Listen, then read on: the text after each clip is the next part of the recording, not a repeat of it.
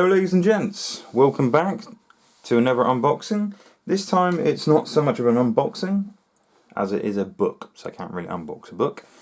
But I'll give a brief rundown on what I think of Aeronautica Imperialis's Taros Air War. It's the campaign book, so it's a nice little book to go alongside the new Skies of Fire, which we've done a previous review on. So please check that out. It's a fairly thick book. Feels very nice. It is hardback. And we have... okay, it's not too bad. 96 pages. So, another cracking bit of artwork. So you can see it's different from the box. There's a new towel ship on the front and looks pretty damn nice. I say new. It's a different set by the looks of it. It's white and the box art I believe was a blue camo. So in fact that was the box art right there. Not that you can tell it's blue camo and grey, can you? Right, so what do we have in this book? I don't want to bend the pages because that makes me cry. But straight away I'm confronted with the new book smell, which I love. So I'll hold this up to the camera a little bit better for you guys. So, contents. Air War in the 41st millennium. What you will need. The basics. Squadron lists. The turn. Movement. Firing. End phase. Ending the game. Air War over Taros. Scenarios. Campaigns. Squadron lists. Imperial Navy. Astra Militarum. Tau Air Cass. And quick reference movement diagrams. So, my first initial thoughts are the first half seems to be very similar to the book that you got in the core box, but obviously it's more in depth. And then you have extra scenarios because I believe you had the dogfight was in the original box. It came with an additional scenario on a leaflet as well. But yeah, so you've got 4 more additional scenarios, which is quite nice. So what does the back of the book say? So we have Aeronautica Imperialis. It's the tabletop wargame of thrilling aerial engagements where players control squadrons of combat aircraft as they battle for supremacy in the war-torn skies of the 41st millennium. So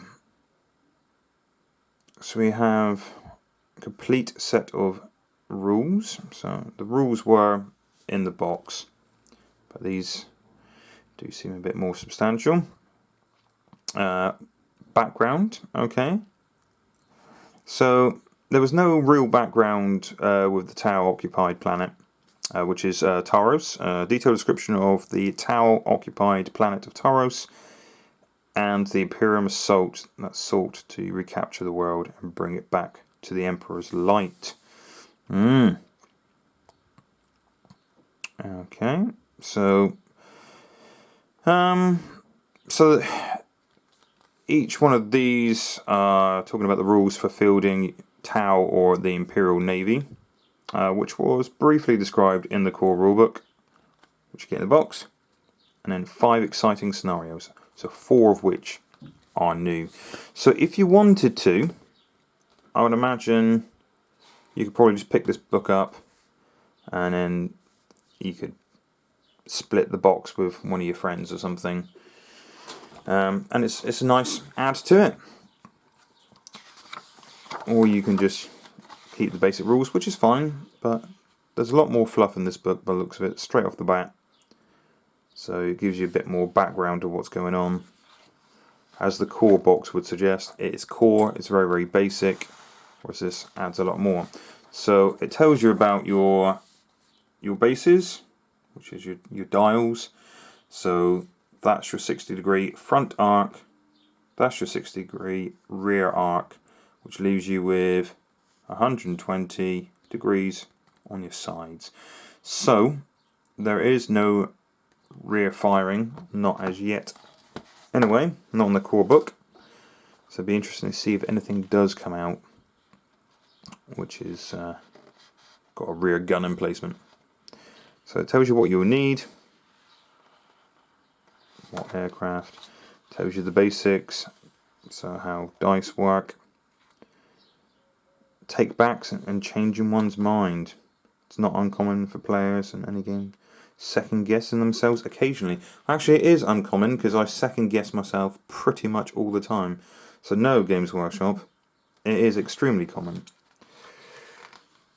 Preparing the game, like I said before, it's probably about a 2 foot by 2 foot space. You want a bit more space to put your tokens and whatnot.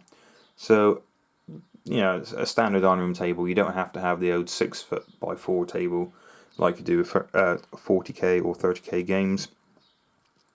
So Squadron Lists gives you a brief rundown on your cards for each of the ships.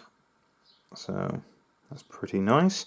Now I did, when I did the review on the core box, notice there is no cards for the vehicles, for the ships.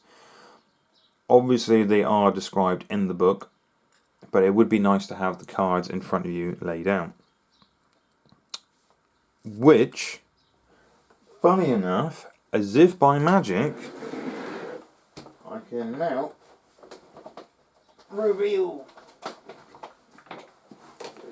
We have aircraft and aces. So this is the Astra Militarum and Imperial Navy cards. So inside you'll find 85 cards to use in the game. So we have 27 aircraft cards. So it's not just the basic cards. You can have like your aces, and so you got the 8 Imperial Ace cards, including Magana Ice and Dice Vander. I probably totally butchered those names. But yeah, so inside of these boxes you will find, as he's removing the packaging, the upgrade cards, which is fine. I mean, the core box didn't include these, and that's okay. You can make note of them or flick through the book anytime, but it just speeds things up if you've got them in front of you. And it feels nice, you know, when you've got your dial in front of you, your cards in front of you, your upgrades in front of you. So you've got ground defences, so not just dogfighting, and some character cards. So wow, that would be pretty cool to paint some detail like that. So shall we open these up and have a little look? I think so. Okay, so what have we got? We've got the Dust Devil. So remember the basic speeds and things in the core rulebook, which is in the core box. You know, your basic speed, so your minimum speed for troop carriers. Obviously, they have to stop. They have to hover to drop the troops out. You can't expect them to go like speed 8 and drop troops out. They will all be dead. So yeah, it's just a few extra points. Wow. This guy's pretty damn quick. So you'll find that the Lightning Strike troops, aircraft are a lot faster.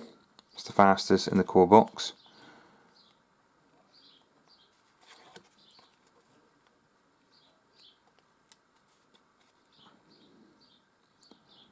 Arvis Lighter. That looks pretty damn wicked. The Avenger Strike. So not so much speed, but not so expensive.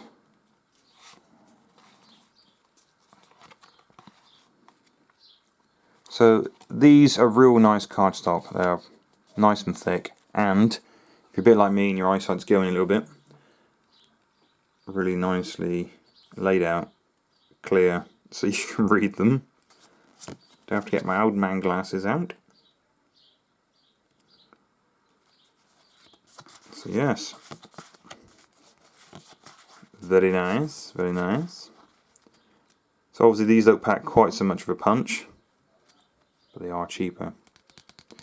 So yeah, that's what I think. These boxes are quite nice as well. Look how thick that is. You know, you can use that to roll dice in possibly as well. But no, they're very substantial. They're not going anywhere. Not easily destroyed, even by ham-fisted people like myself. That's a really, really nice box. Now I can understand now why this wasn't inside the core box. Because imagine adding those cards, alright, the box itself probably cost a little bit to make. Adding these cards in the core box would have bumped up the price. So it would have gone from an affordable game to, wait a minute, 90 quid, maybe 100 quid. If we've got a book like this in it, which is a lot more in depth, and these two. So I'll go through this as well. But yeah, it's the same basic thing, you know. You've got your upgrade cards. Get rid of this wrinkly, shiny plastic. It's going to make a bit of a noise.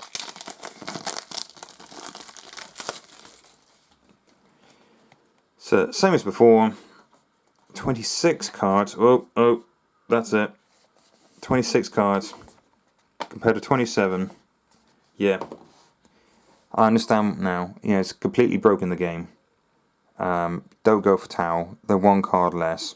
You know, the Imperial Forces are definitely going to win. They did that on purpose to make the Tau lose. No, I'm joking. One card is not going to make a difference. Just a few more options. So, lovely artwork on the front. I say lovely. The fish-like face of a Tau is never been described as lovely before. But yep, so you've got your 8 Tau Ace cards as well. So, same as before. You've got your upgrade cards. Like so. And you have your weapon platform cards. And then you have your basic troops and your aces in here as well. See, I do love the layout of these cards. The fact that it looks like an orthographic drawing, you know, you can see it's got the little lines like someone's sketched it out on a blueprint, but they're in colour, and all the layouts. So I know the core box was missing cards, and you can still play the game without it. It is the basics, you know. You haven't got the upgrades that you have in that box. Now, if they had the core cards in the core book and the upgrade cards in those boxes, yeah, I can understand how that may work. But these are really nice. You know, they feel nice. It's nicely laid out. It's a nice box, and you can still play the game without the cards because you've got all the details in the core book. I mean, it's a bit of page flicking, but it does keep the cost down. So I understand why they did that, because, you know, it makes the box, the core box, very, very affordable. So, a little bit of a tangent there. We've unboxed the special cards. So you've got the basic cards, like you had in the core box, and you've got the aces. So, I won't go through the basic rules too much because we briefly touched on them in the core box. But the turn basically goes choose maneuvers. So you pick the maneuvers you want on your dials, hide them from your opponent. Then you have your initiative. Both players roll a d6. So that's a 6-sided dice for those who don't know. The player with the highest score wins the initiative this turn. So then you've got your tailing fire. So you need to work out tailing fire. So at the moment, no ships have rear fire. Then you work out your movement, then your firing, and then your end phase. So, and then you work out which ships have stalled, which have recovered, things like that. So it seems like a fairly smooth game. Not that I'm knocking this at all. I find it similar in a way to X-Wing, which is no bad thing. I say similar, obviously. It seems like it's more detailed. Because in X-Wing, it always bothered me how you didn't have the heights of the ships, because you're in space, you're flying around. It's a 2D game in space, which really should be 3D, shouldn't it? So it feels like Games Workshop have worked out a few of the kinks and worked out that obviously you have height of ships as well as speeds of ships, which I think was a very good touch, because for me, I like how rules would reflect reality. Don't get me wrong, X-Wing's still very good. And with this, you haven't got movement sticks and things like that. You've got hexes, so you can move each ship on the hex. So it's not so precise as in you need your movement stick, but then if you get the movement sticks wrong, like you've nudged it for a fraction, then it can really alter the game. Whereas this, you've got your hexes, and you can't really go wrong, and it's not that precise. It doesn't make that much of a difference. In X-Wing, if you are like a millimeter out, you've accidentally nudged a ship, it's a big deal. So, some nice artwork there. Cartography. So that's the Taros map itself. So where the Tau ground and orbital defences are, and their air bases. So some stories of hit and runs, some attacks. Nice bit of fluff. The artwork is cracking. I like the fact that the ships look very realistic with a streaking grime off the rivets and things like that. It's not too clean. So some more stories there. The storm unleashed after days of grueling fighting with the Tau, falling back over one defensive position to the next. The first Imperial scouts entered the approaches of the Needles base. So we have the aftermath as well, after Taros has been reclaimed. And here we have the scenarios. So, some more quality artwork. I do love the little drone ports on the sides of the ship. So like I was saying, you use hexes, so you can easily see where the ships go. There's no measurement sticks and you think, it might be a millimeter out or two. Someone, not cheating, cheating's quite a harsh word, but if you accidentally moved a movement stick, you could be slightly off. Whereas this, it's pretty straightforward. Are you in that hex? Are you not in that hex? Can't really get it wrong, can you?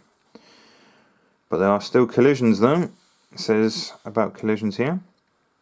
So remember, if you're obviously on the same altitude as another plane, you could potentially hit. So aircraft on low altitude area of engagement can be in danger of hitting terrain features as well.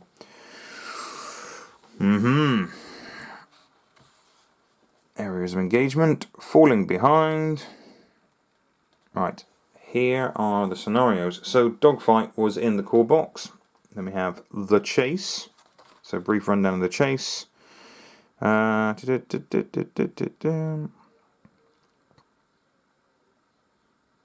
you also got night fighting and bad weather as well. That's pretty cool. I like the sound of that. Okay, so the two aircraft chosen to be set up on the start of the game are set up in the 3 hexes of the trailing edge of the rolling area of engagement. The winner rolls off, decides who sets up their aircraft first.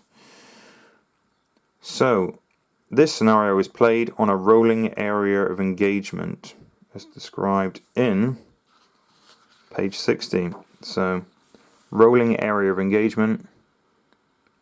Yes. Okay. So sometimes an aerial battle will be a chase or an attack run as two forces race towards their target. To represent these kinds of encounter, players can use a special rolling area of engagement. This unusual area of engagement is represented not by a single large map, by 3 smaller map sections. Each of these sections should be a 12 hex square and 12 hex long, 12 hex wide. Okay, so this is the rolling area then, I assume. So as you're moving up, you replace, and keep putting it in front of you. Kind of like rolling logs. Pretty cool. Like the sound of that. The chase makes sense, doesn't it? Rather than just a classic dogfight over a certain area. Subterranean assault. A squadron must take a daring troop landing against an underground target. Nice. So this book is a lot more detailed than the original core box book, as you can probably imagine, and not just because it has the campaigns or the extra scenarios, but yeah, it does go into lucky aces and a few more extra rules. So this book is a great addition to the core box. It's not like it's just a revamped version, and really goes into it. So you could use all the extra bits like the ground defenses straight from this book, sorry, so you don't have to buy these boxes. But once again, like I said, it's nice to have the cards in front of you. You don't have to, it's not limiting you if you don't have them, but it's just nice to have them in front of you, to lay them out. And it's easy to show your opponent as well, to keep track on what weapons you've got, what you've been using, what upgrades you decided to go for. So you can show your opponent, here's my deck, this is what I'm using. And once again, the quick reference guide. So you have 2 copies of this in the core box. But yeah, this is a fantastic book. So extra tokens if needed. Once again, it's in the core box. So it's not like if you have the core box, you need this. But this is a very, very nice add-on to it. So it unlocks a few extras, missions, and options on your planes. But you can still play that core box straight away with a buddy, open it up, and just crack out a game, 45 minutes to an hour or so. Not a problem. It's a very nice book, lovely artwork, and yeah, it's quite clear and detailed, honest descriptions. And I do love that front cover. And going over these boxes again, very substantial. You know, if you knocked them, it doesn't feel like they're going to break. Like most packaging, you know, it'd be half the thickness of that, but that's quite substantial. You know, that's probably about 3 mil thick, something like that. Cardboard, very nice. Doesn't flex very much. And once again, even the small cards, even though I've got the plastic on, are quite easily read. Nice and clear. 9 points. You know what it is, how much structure it's got, damage, special rules, whatnot. So these, you know, they're probably 2 inch long, maybe 3 inches long. Really nicely, easy to be read, and it feels nice. Everything feels nice about this game. You know, like from the dials in the core box, doesn't feel flimsy. It's wicked. As much as I like X-Wing, because I do like the Star Wars universe, I didn't play enough of it. I didn't keep up with the game because there's so many releases, and it was nice that the miniatures are all painted. But if 40k is your true love, then I think you know, Aeronautica is probably the boy for you. If you like X-Wing, but couldn't stay away from 40k, this is a really nice game. The miniatures are fantastic, superb detail, great customization, and I do like the fact that you move through hexes, and it's very much like, yes, you're in that hex, no, you're not in that hex. You know, it's very cut and dry. You know where you're going with it. Thank you very much for watching, guys. Please hit that like button, and any comments, please leave below. And if you didn't like it, please tell me why so we can improve on our videos. Thank you very much. See you next time.